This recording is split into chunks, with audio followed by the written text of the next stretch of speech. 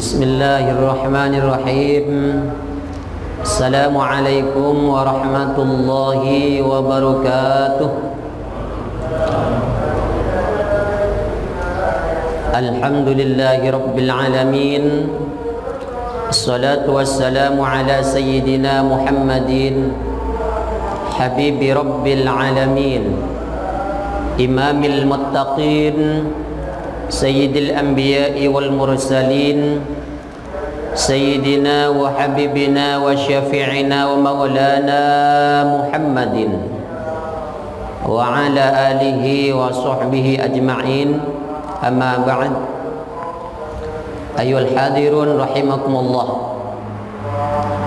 Sungguh luar biasa hari ini kita diberikan kesehatan oleh Allah Subhanahu wa taala.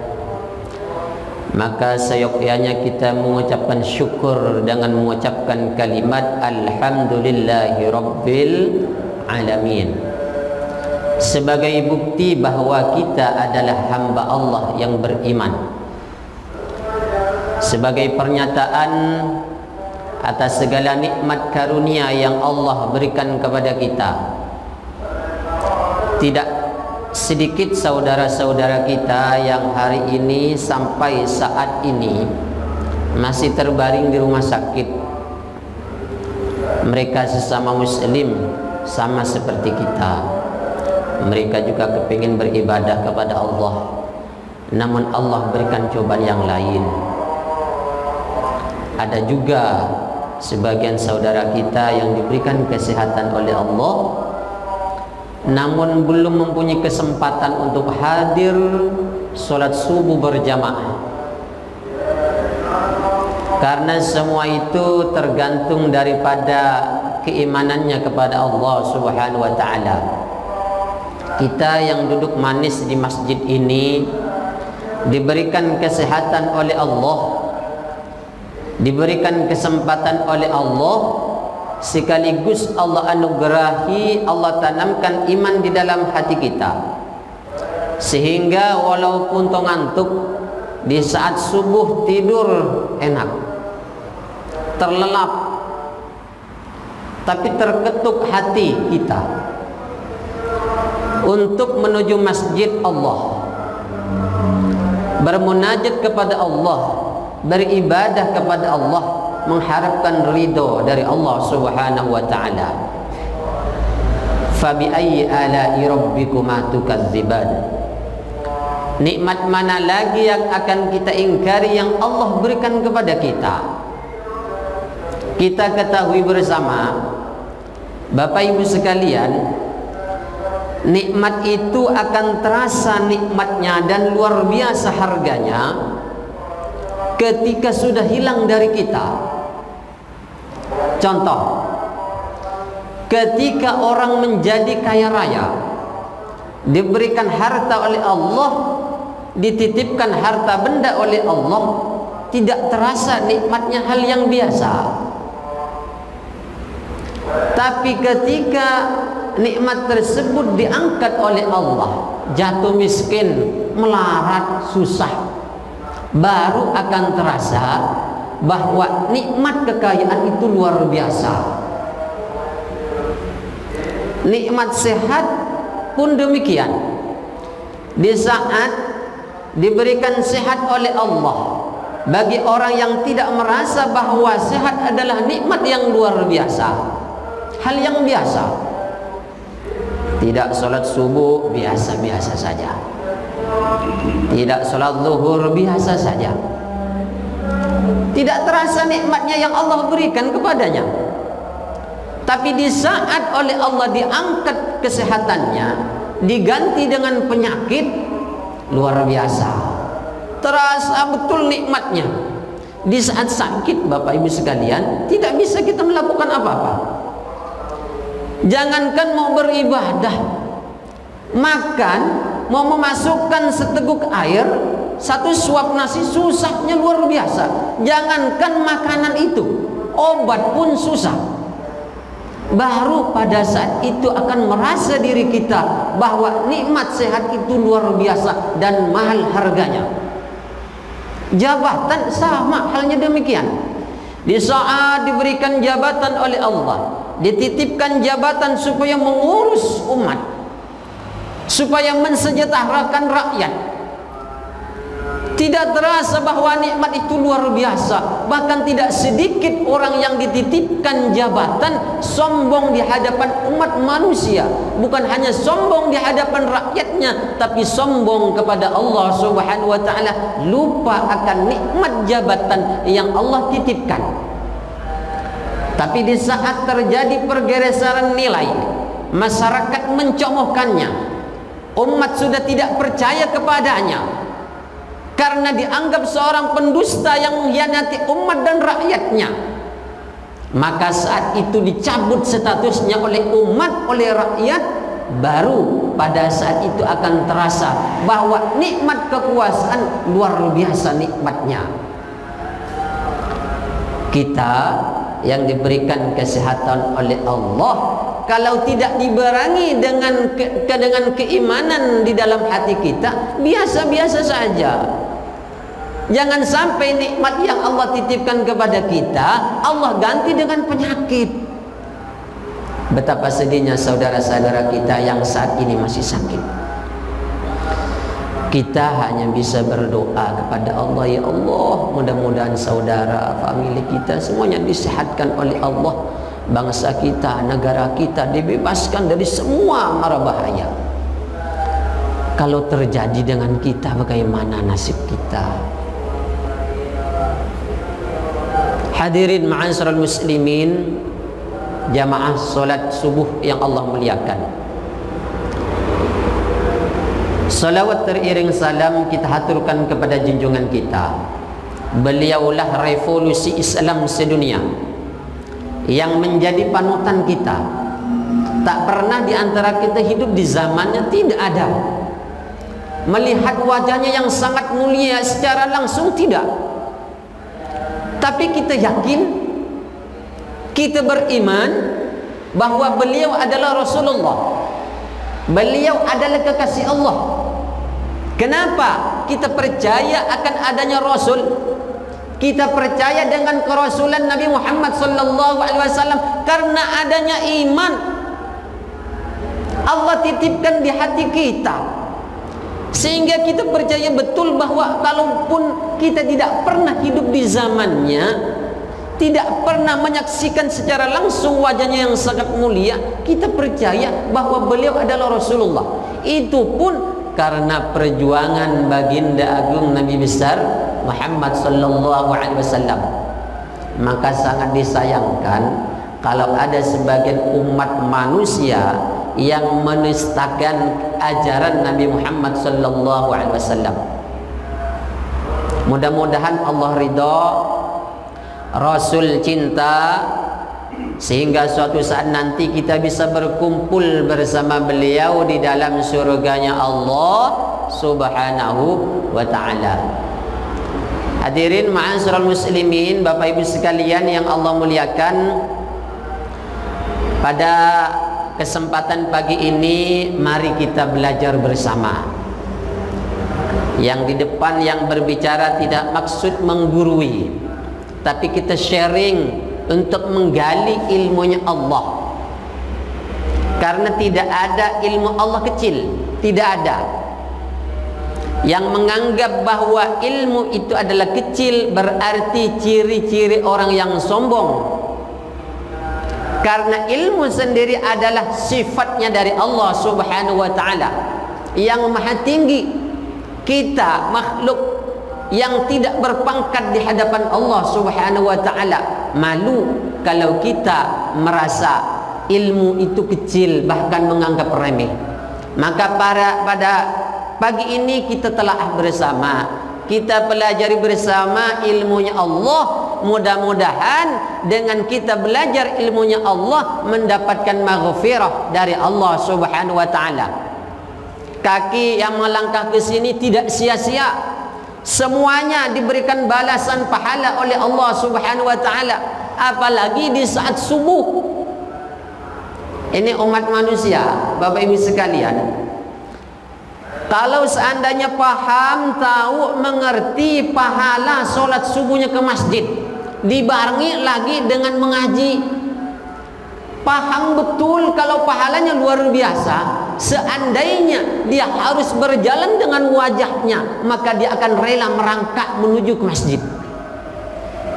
Saking luar biasanya pahala yang Allah berikan kepada umat manusia yang senang, yang gemar sholat subuh berjamaah di masjid. Dan mudah-mudahan itu termasuk kita semua yang Allah ridai. Tema pada pagi ini kita kaji bersama sesuai yang disampaikan oleh panitia tentang berkurban. Hari ini pembukaan Ustaz ya, baru pertama kali setelah Idul dari kemarin.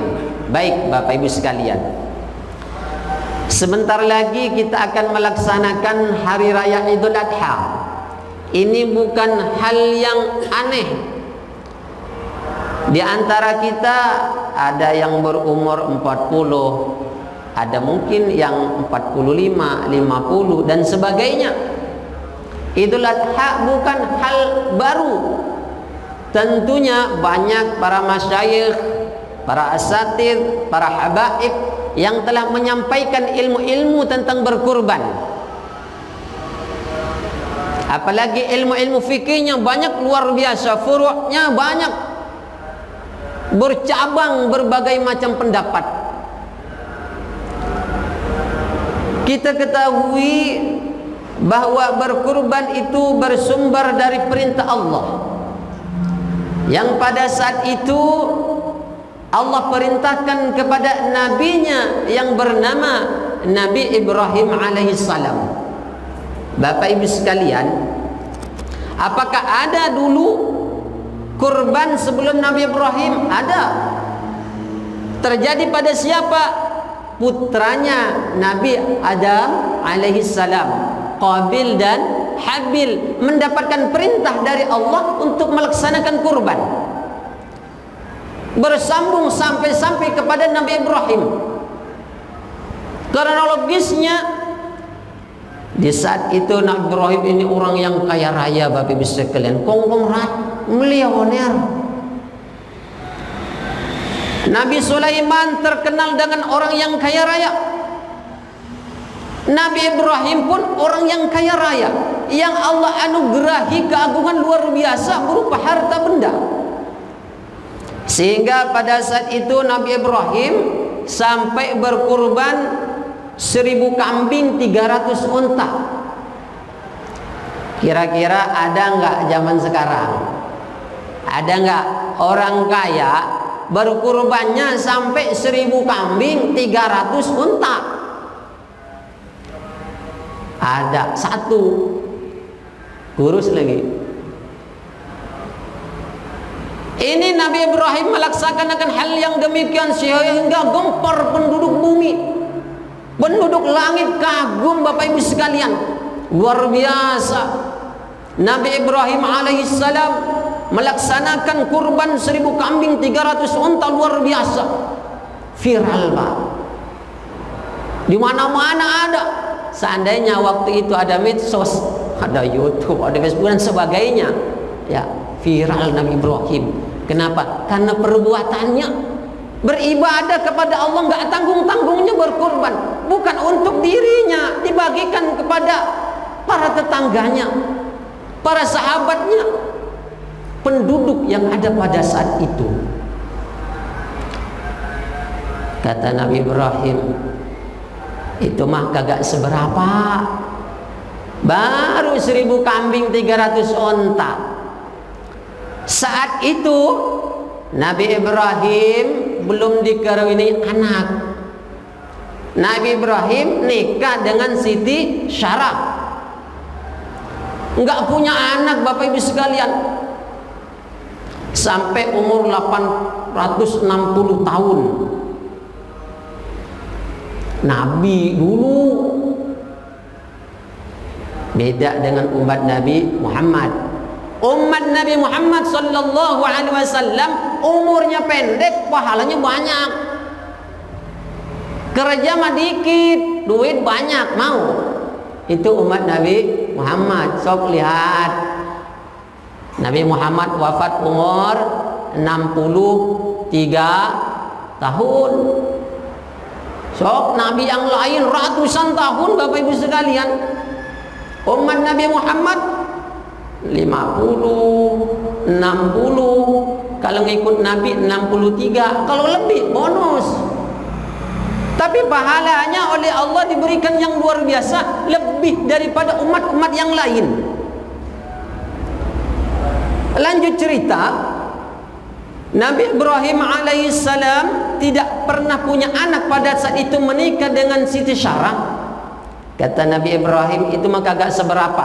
Seandainya pada saat ini diperintah oleh Allah subhanahu wa ta'ala, jangankan hanya kambing 1.300 unta, saya punya anak kalau diperintah oleh Allah akan saya laksanakan.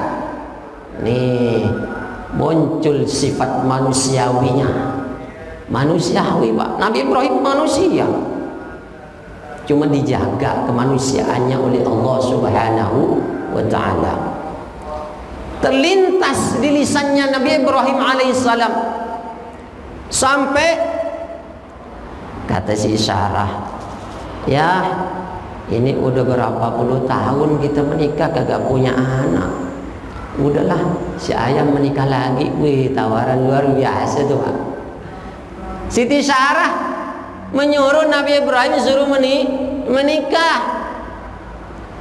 Tapi kata Nabi Ibrahim, atuh mah enggak, saya mah setia sama mama, cinta seumur sehidup semati. Dipaksa, enggak apa-apa ya, menikah saja supaya ada generasi keturunan kita ini yang meneruskan perjuangan engkau, supaya ada. Kalau kita tidak punya keturunan, siapa yang akan meneruskan perjuangan kita? Dipaksa Nabi Ibrahim kagak mau. Nabi Ibrahim, Pak, dipaksa oleh Siti Sarah kagak mau suruh nikah.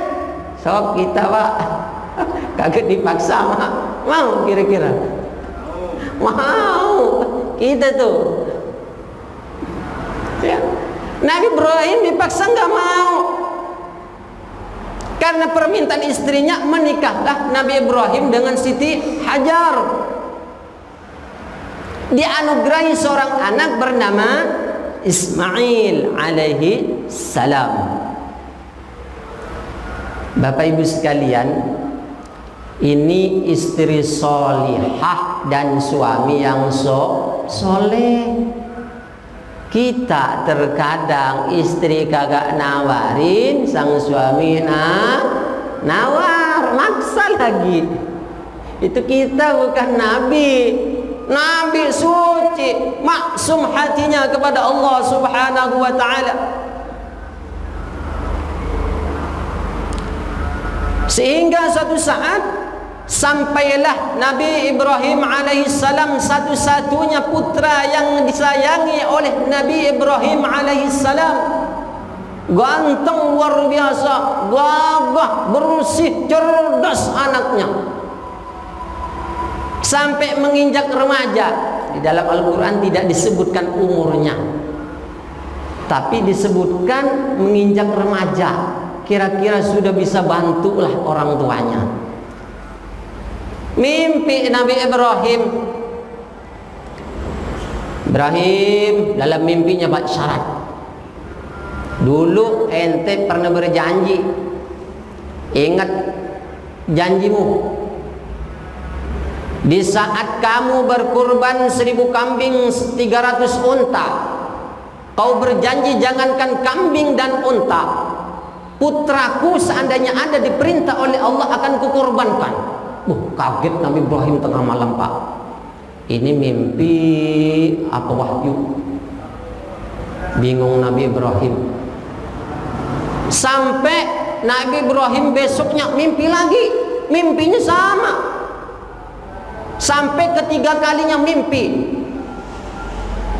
Diceritakan kepada putranya Nabi Ismail alaihissalam. Falamma balagha ma'us sa'ya ya bunayya inni ara fil manam anni adbahuka. Ketika sudah sampai pada masa remajanya, ya bunayya, hai putraku, anni ara fil manam, saya melihat dalam mimpi, dalam tidurku, anni adbahuka, saya menyembelihmu. Apa Pak jawaban Nabi Ismail alaihissalam? Di saat Nabi Ibrahim menyampaikan hal itu kepada putranya Nabi Ismail alaihissalam, jawabannya luar biasa. Ini jawaban putra yang soleh. Kenapa? Karena dididik oleh ayah yang soleh. Nah, ini poin Pak. Kita akan mendapatkan keturunan yang soleh dan solihah kalau kedua orang tuanya soleh dan solihah. Terkadang mengharapkan putra putri yang soleh dan solihah, keturunan yang soleh dan solihah, sementara kedua orang tuanya tidak menjadi contoh, hanya memberi contoh.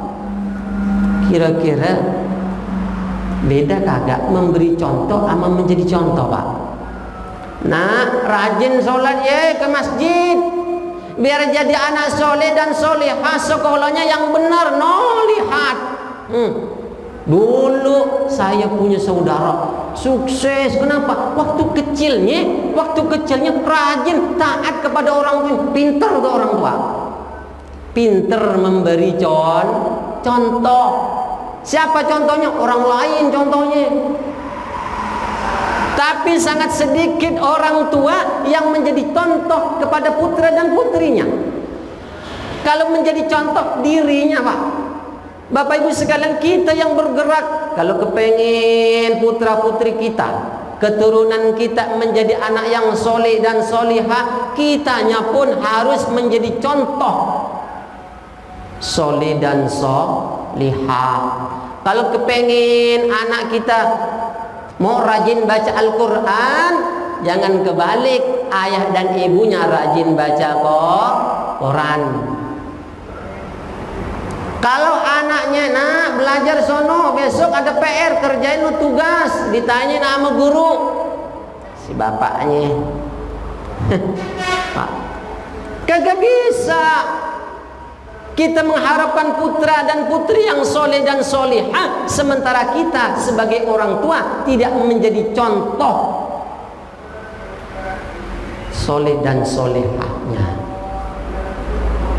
Ketika Nabi Ibrahim menyampaikan hal demikian, ya bunayya ana ara fil manam, wahai putraku tersayang, saya mimpi semalam, anni azbahuka, saya mimpi menyembelihmu. Jawabannya luar biasa.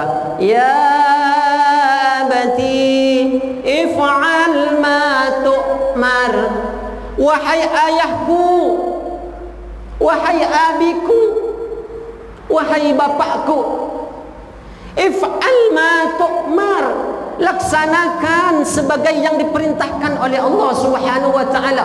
Wah, luar biasa. Sok ada yang begitu, Pak.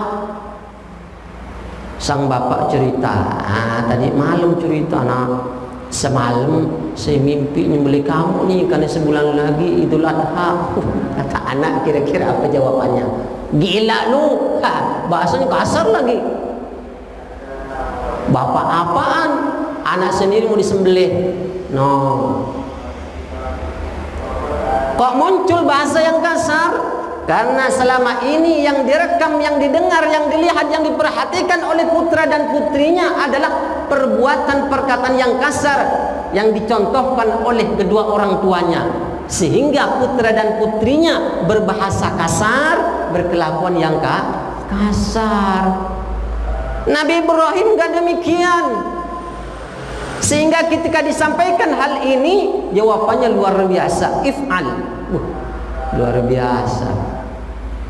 Satajiduni insyaallah minas sabirin, laksanakan wahai ayahanda, Insya Allah saya termasuk kepada orang yang sabar. Ya, udah laksanin aja deh. Gitu loh kalau bahasa kita mah ya. Laksanin aja. Kalau ini sudah perintah Allah, laksanakan. Jangan ragu ya, jangan ragu. Ini adalah keimanan kita yang diuji oleh Allah Subhanahu wa taala. Inna salati wa nusuki wa mahyaya wa mamati lillahi rabbil alamin. Sesungguhnya solatku, ibadahku, matiku karena Allah. Kita baca tiap malam, tiap waktu. Inna salati wa nusuki wa mahyaya wa mamati lillahi rabbil alamin. Lillahi rabbil alamin. Sesungguhnya solat saya, ibadah saya, hidup saya, mati saya untuk Allah. Mati saya untuk Allah. Itu setiap 5 waktu kita baca inna solati, ya Allah sesungguhnya solatku, wa nusuki dan ibadahku di luar solat, sedekahku, hajiku, umrahku, silaturahimku, wa mahyaya dan semua kehidupanku selama hidup di dunia, wa mamati dan matiku ya Allah lillahi rabbil alamin, hanya untuk Engkau ya Rabb. Ini yang tertanam di dalam hati Nabi Ismail alaihissalam, sehingga ketika ditawarkan oleh ayahnya, beliau menjawab, if'al ma tu'mar, laksanakan sebagaimana diperintah kepada engkau wahai ayahanda. Satu Pak, anak yang soleh, yang solehah karena didikan orang tua yang soleh dan solehah. Kedua, kita ambil nih hikmahnya. Jadi orang tua harus bijaksana. Jangan mentang-mentang jadi orang tua ambil keputusan sendiri. Anak juga punya hak, kita punya hak. Kalau keputusan anak yang lebih baik, kenapa tidak kita pakai pendapat anak? Terkadang kan kita egois tuh sebagai orang tua. Ini Bapak Ibu sekalian, kalau kita telaah perintah Allah sampai kepada Nabi Ibrahim alaihissalam, apakah Nabi Ibrahim ragu akan perintahnya Allah? Tidak. Zalikal kitabu la raiba fih. Tidak ada keraguan, semua firman Allah disampaikan kepada Nabi Ibrahim, tidak ragu, tidak mungkin dusta akan firman Allah. Kalau dilihat tuh Pak, perintah Allah apa sih Nabi Ismail? Anaknya kok anaknya Ibrahim. Tapi Nabi Ibrahim luar biasa, bijaksana. Bukan mentang-mentang langsung perintah dari Allah ambil keputusan, Ibrahim ayo ikut saya main gorok aja, kagak. Ditawarkan kepada Nabi Ibrahim. Luar biasa ini bijaksananya orang tua, mendengarkan pendapat putranya, tidak langsung mengambil keputusan sekalipun perintah dari Allah Subhanahu wa taala. Kita yang perintahnya terkadang bersumber dari emosi kita, dari hawa nafsu kita, kita tidak meminta pendapat dari putra-putri kita. Angkuh kita kepada keluarga kita, kepada keturunan kita, sehingga secara tidak langsung kalau kita melakukan sifat angkuh disertai dengan hawa nafsu, berarti secara tidak langsung kita telah mendidik anak kita menjadi orang yang tidak bijaksana. Itu penting Pak. Nabi Ibrahim bijaksana, ditawarkan kepada putranya. Nabi Ibrahim pagi-pagi besoknya kepada Siti Hajar, Bunda, Ibrahim udah mandi belum? Belum ya, udah mandiin. Habis itu pakaian baju yang bagus. Imam mau kemana? Kalau bahasa kita nih Pak ya, mau kondangan. Mau kondangan. Mau kondangan ke mana? Ada kagak kondangan zaman itu? Ya. Udah Pak, bersih Nabi Ibrahim. Nabi Ismail sudah mandi, sudah bersih, berpakaian yang bagus, dibawa. Datang si iblis. Ini nih iblis nih. Di mana-mana orang akan melakukan amal soleh, iblis akan hadir saat itu, akan menggoda perbuatannya supaya tidak taat kepada Allah. Nah, hati-hati yang kita nih berjamaah sholat di masjid, hati-hati. Sok soleh, pagi-pagi udah bangun, hati-hati. Udah kena hasutan. Terkadang badan cuma sakit dikit, aduh kagak enak, males ke masjid, di rumah aja deh, nggak apa-apa tuh, udah ngambil hukum sendiri dah. Padahal Allah tahu di mana kita sehat, kapan kita sakit. Iblis datang, tanya ke Nabi Ibrahim. Ini bahasa sini ya, mau kemana Ibrahim? Saya mau membawa putra saya Ismail. Mau kemana? Saya mendapatkan perintah dari Allah supaya menyembelih putraku. Wah, kamu mah ini iblis tuh Pak, luar biasa caranya. Bahasa kajian mah itu mah bukan perintah, itu mah bukan. Allah sentimen aja sama kamu tuh. Ini bahasa iblis nih, supaya Nabi Ibrahim menggagalkan rencananya. Iblis, itu bukan urusanmu. Kau menggodaku, menghalangiku, tapi saya akan tetap akan melaksanakan perintah Allah Subhanahu wa taala. Wah, luar biasa ini. Ini orang apa siapa sih? Ini lebih dari malaikat ini. Gue goda kok kayak gini. Wah, ada satu nih, kata iblis, didatengin Siti Hajar. Terkadang perempuan itu kan mengutamakan perasaan, ya Pak ya. Makanya hati-hati sama perempuan Pak. Kena senggol dikit nangis, perasaannya dalam Pak. Ya, nggak boleh disakiti dengan perkataan, apalagi dengan perbuatan. Lembut hatinya. Datang ke Siti Hajar. Hajar. Oh iblis. Iblis, gua hajar nih. Kagak. Si Hajar tahu nggak Ismail dibawa kemana sama Ibrahim? Kagak, mau kondangan katanya. Wah, kamu diakal-akalin.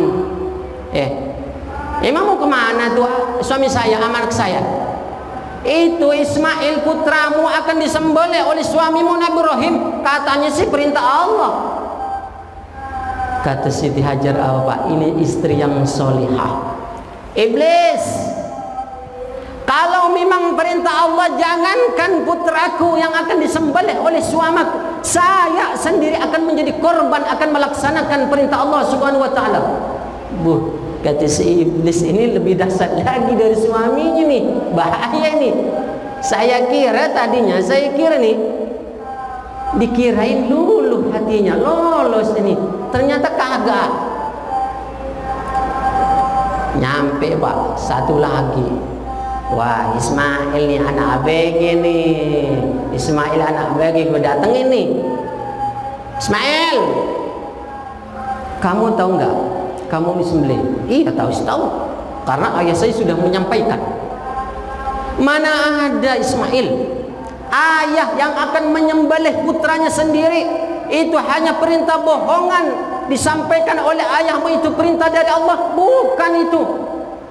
Itu ayahmu akan membunuhmu supaya orang tuamu menjadi orang yang lebih kaya raya lagi, lebih terhormat. Ini rencana iblis. Pak, di saat itu iblis gagal. Nabi Ibrahim didatengin, gagal. Karena tidak bisa yang menandingi keimanan Nabi Ibrahim dengan perbuatan iblis. Didatengin Siti Hajar, gagal. Sampai-sampainya Siti Hajar pada saat itu ambil kerikil dilemparkan kepada iblis, sehingga menjadi ibadah lempar jumrah. Itu ibadah haji itu. Nah, ini orang-orang yang haji kita nih, ada yang haji nyampe di Mekah dilemparin tuh. Ini sebagai simbol permusuhan umat manusia dengan iblis. Lemparin 3 kali. Nyampe ke Jakarta, iblis jadi teman lagi. Kata si iblis, lo kemarin pura-pura ngelemparin gua, nyampe ke sini jadi teman gua lagi. Ini iblis. Makanya niatkan betul-betul di saat kita lempar jumrah tuh, betul-betul kita memusuhi iblis, sehingga dalam Al-Quran dinyatakan bahwa iblis adalah musuh yang nyata bagi umat manusia. Nabi Ibrahim digoda oleh iblis, gagal. Siti Hajar gagal. Nabi Ismail gagal. Sampai di sebuah lembah, Pak. Nabi Ibrahim alaihissalam menyampaikan kepada putranya, wahai putraku, kau benar-benar ridha akan perintah Allah Subhanahu wa taala. Saat ini saya akan menggorokmu. Betul ayah, ini adalah perintah Allah. Saya akan ridha, saya ikhlas, saya akan sabar akan menghadapi perintah Allah Subhanahu wa taala. Kata Ismail apa? Ya, ikat tanganku, ikat kakiku. Bayangi Pak, ini karena melaksanakan perintah Allah, mau disembelih saat itu oleh ayahnya sendiri. Ikat erat-erat tanganku ayah, ikat kakiku, hadapkan mukaku ke tanah. Makanya Pak, ini yang menjadi aturan. Kalau bisa mah di saat sembelih hewan kurban, hadapkan ke tanah, hadapkan ke kiblat.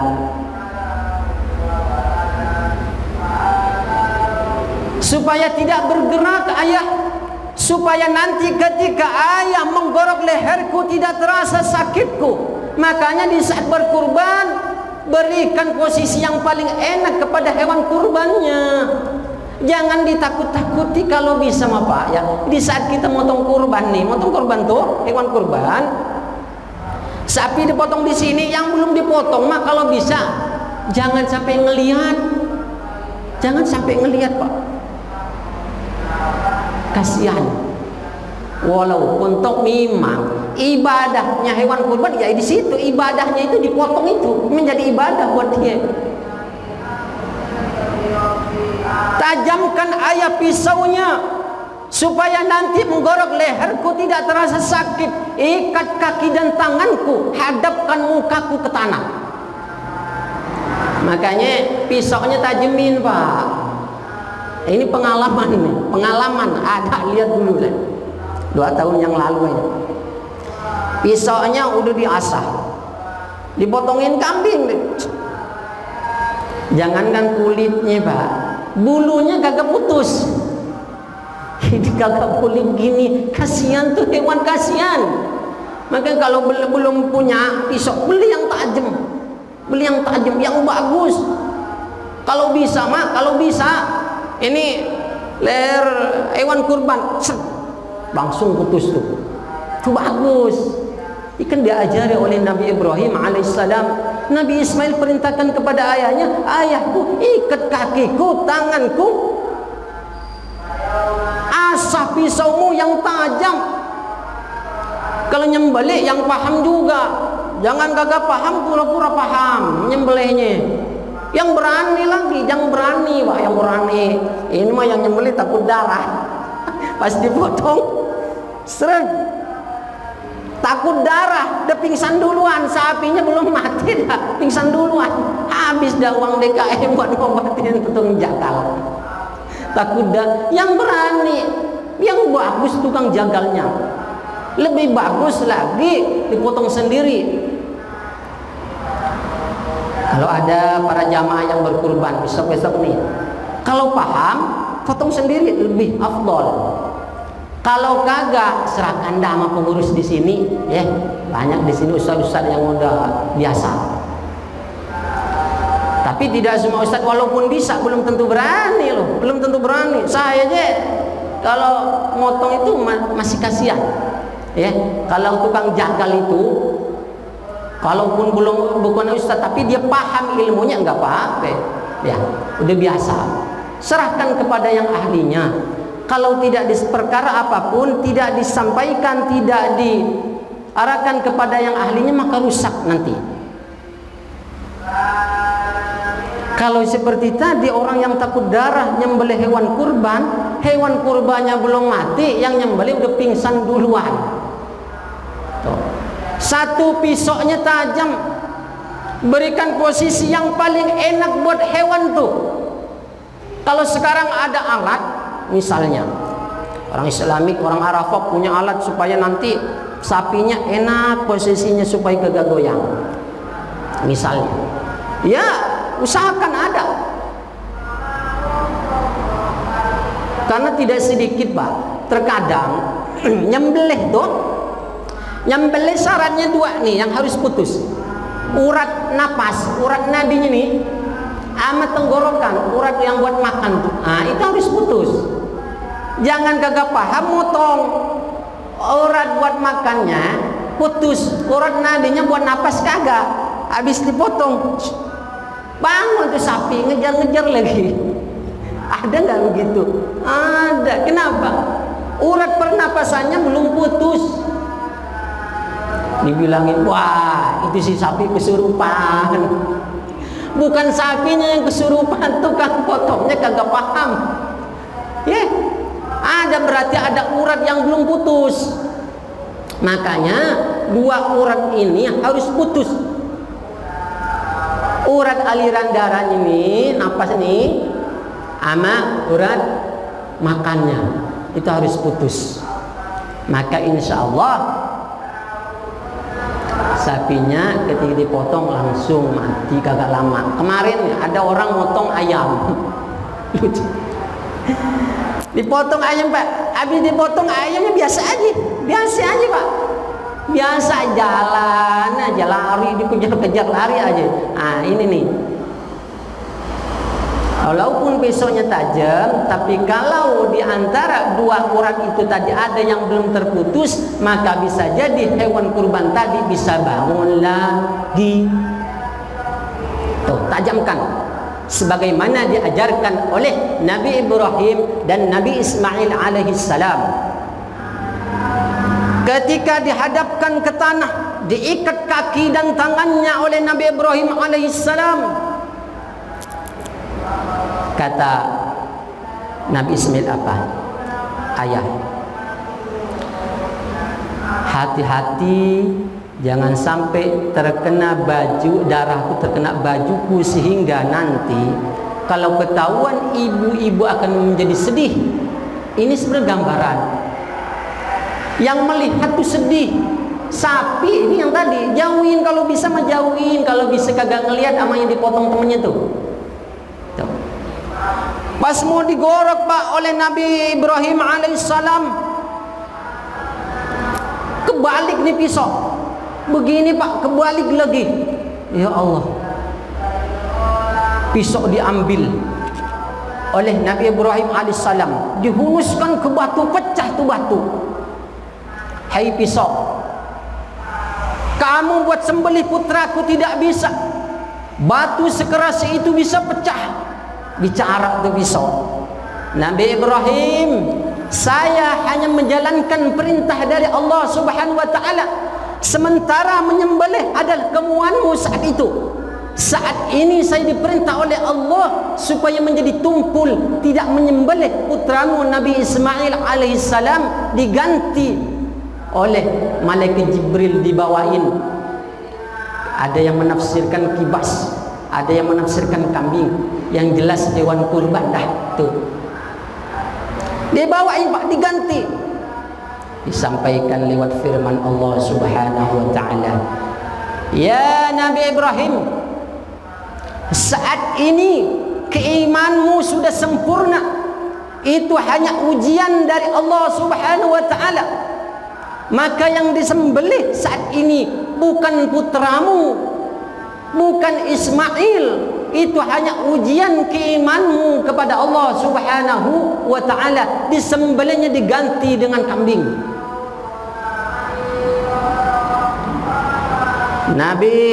Malaikat Jibril bawa. Malaikat Jibril mengucapkan Allahu Akbar, Allahu Akbar, Allahu Akbar. Disambut oleh Nabi Ismail alaihissalam, La ilaha illallah, Allahu Akbar. Disambut oleh ayahnya Nabi Ibrahim alaihissalam, Allahu Akbar walillahil hamd. Tahu takbiran bersumbernya dari mana? Dari malaikat Jibril, dilanjut oleh Nabi Ismail alaihissalam, dilanjut oleh Nabi Ibrahim alaihissalam, sehingga menjadi kebiasaan umat muslim di saat hari raya Idul Fitri dan Idul Adha disunnahkan mengumandangkan kalimat takbir, tahmid dan sebagainya. Itu sejarah. Kita ini kan sejarah itu menjadi tolak ukur, Pak. Jangan anggap remeh sejarah. Karena dari sejarah kita bisa mengambil hikmahnya, kita bisa mengambil manfaatnya. Untuk apa? Untuk menjadi iktibar buat kita, supaya kita lebih dekat kepada Allah, lebih cinta kepada Rasulullah sallallahu alaihi wasallam. Bapak Ibu sekalian yang Allah muliakan, yang di saat Nabi Ibrahim alaihissalam bermimpi itu malam tanggal 8 Zulhijjah, sehingga ada istilah hari tarwiyah, puasa tarwiyah. Ada Pak? Ada. Itu malam pertamanya Nabi Ibrahim alaihissalam bermimpi diperintahkan untuk menyembelih putra tercintanya Nabi Ismail alaihissalam. Ayahnya soleh, putranya soleh. Ayahnya jadi nabi, putranya jadi nabi. Karena siapa?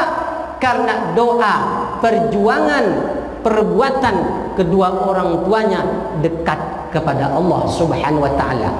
Tidak masalah putra putri kita dicita-citakan jadi apa saja, yang penting bermanfaat buat umat, bermanfaat buat masyarakat.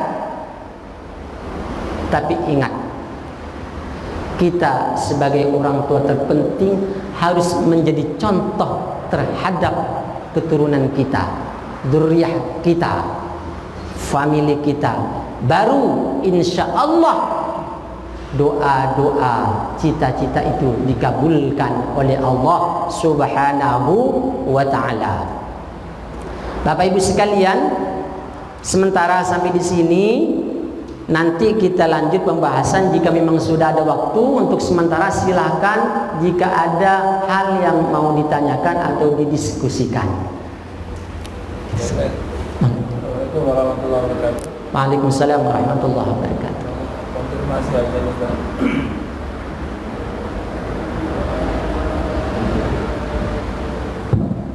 Nah, konfirmasi saja, Pak. Masih ilustrasinya bagus sekali dan dipahami. Nah, untuk dalil-dalil yang diriwayatkan, yang pertama yang kita konfirmasi secara donasi ini usia Nabi Ibrahim pada saat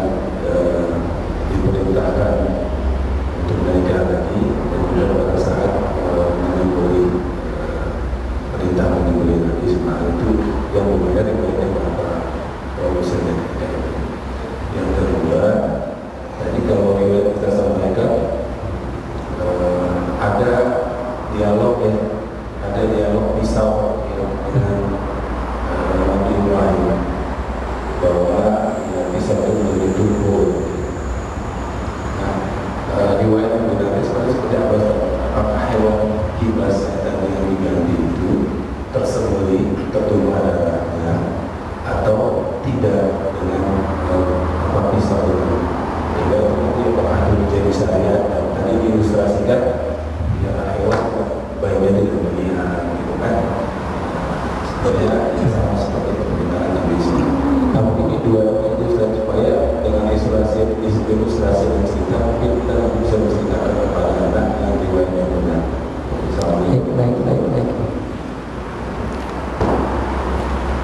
Baik.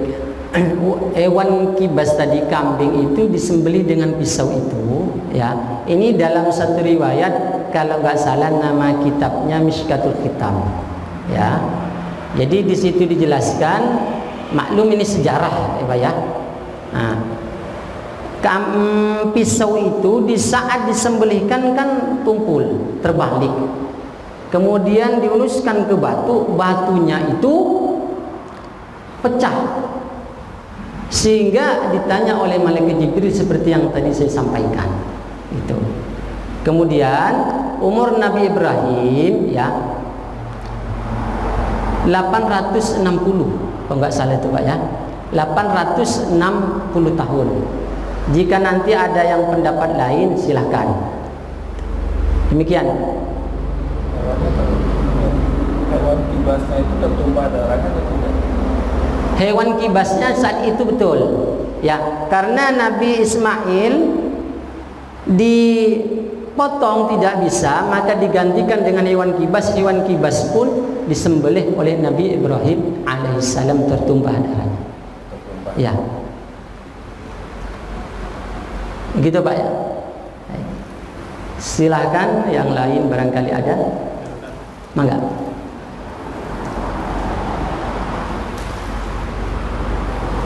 Assalamualaikum warahmatullahi wabarakatuh. Waalaikumsalam warahmatullahi wabarakatuh. Apa sih keutamaan dan manfaat kita menyembelih hewan kurban? Dan adakah ada hadisnya, Mas? Ya. Apa sih keutamaannya ya? Ya, baik. kita menyembelih hewan kurban dan manfaatnya. Baik. Terus adakah referensi hadisnya, Mas? Baik. Bapak Ibu sekalian, manfaat hewan kurban satu, ya. Ketika kita menyembelih hewan kurban, ya, paling tidak kita akan membagikan kepada saudara-saudara kita. Kepada saudara-saudara kita, membantu famili kita yang tergolong du'afa, yang tergolong fakir miskin. Kedua, manfaatnya kita melaksanakan sunnahnya. Karena itu tetap sunnah, Bapak Ibu sekalian, kita akan mendapatkan pahala di mana pahala itu luar biasa yang Allah berikan kepada orang yang melaksanakan penyembelihan hewan kurban. Hadisnya banyak. Nanti referensinya bisa di kitab Bulughul Maram, kitab Riyadhus Shalihin, dan kitab hadis-hadis yang lainnya. Tuh. Baik. Terima kasih. Ada yang lain? Cukup. Baik. Terima kasih Bapak Ibu sekalian. Demikian yang bisa saya sampaikan, kurang lebihnya mohon maaf. Mudah-mudahan Allah mendidik kita kepada hal-hal yang positif sehingga kita lebih dekat kepada Allah, lebih cinta kepada Rasulullah sallallahu alaihi wasallam. Mudah-mudahan kita diberikan kesehatan, keluarga kita, famili kita, tetangga kita, semua warga negara Indonesia. Akhirul kalam, assalamualaikum warahmatullahi wabarakatuh. Maulana ya Maulana ya Sami' du'ana, Maulana ya Maulana ya Sami' du'ana, Maulana ya Maulana ya Sami' du'ana, Maulana ya Maulana ya Sami' du'ana.